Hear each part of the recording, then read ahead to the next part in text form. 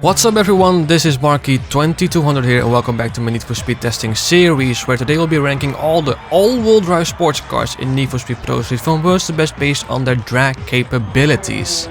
All the cars have been equipped as usual with stage 3 performance and handling packages. We're using manual gearbox with clutch, and all the cars have been tuned properly. Tunes of every car are in the description down below. With that said, let's see which of these cars is overall the worst for drag racing, and that at number 12 we have the Audi S3. I will tell you right from the start, most of these all-wheel drive sports cars are just overall lacking, sluggish at drag racing. All except from the top two are, I would say, decent to good at best.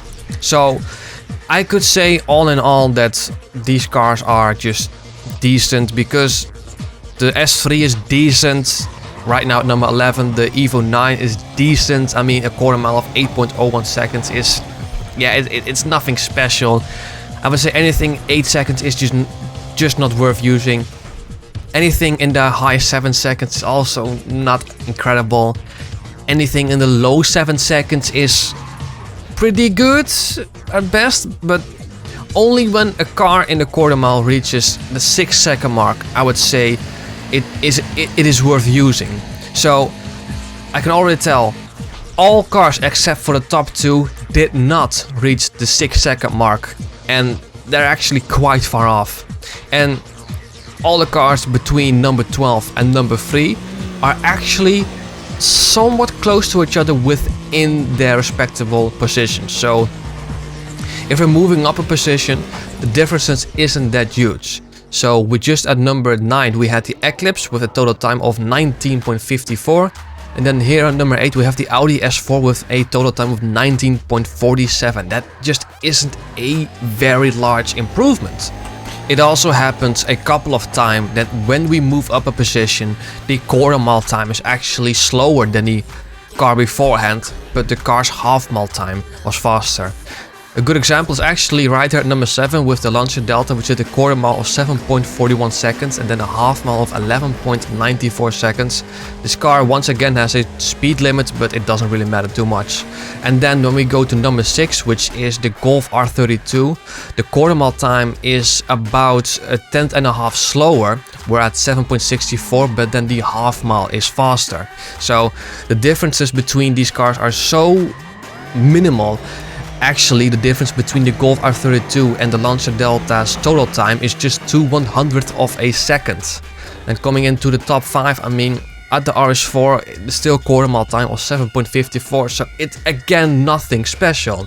So I can ramble on and on and on how just the bottom 10 of these cars are just not worth using. Actually, that's probably the best way of saying it, that these cars just not worth using for drag racing. And that is actually something that is quite, well, actually, yeah, is it quite surprising?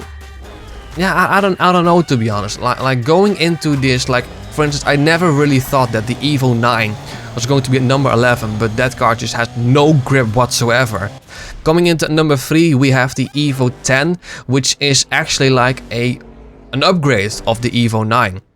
This car again doesn't really have a lot of grip, but it is very powerful. But the gearbox limit only allows it a top speed of 391 kilometers an hour, and just a slight lack of grip just makes it that it is once again not a great drag car.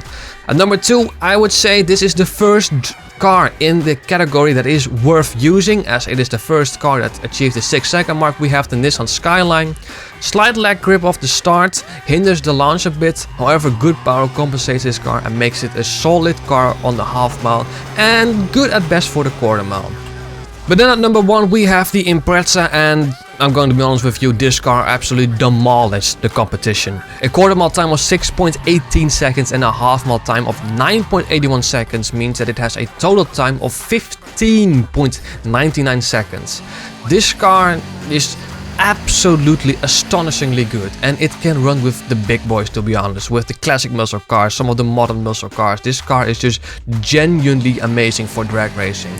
I knowing from the start, I already knew that this car was going to be the fastest, but I did not have a clue that it was going to be this good.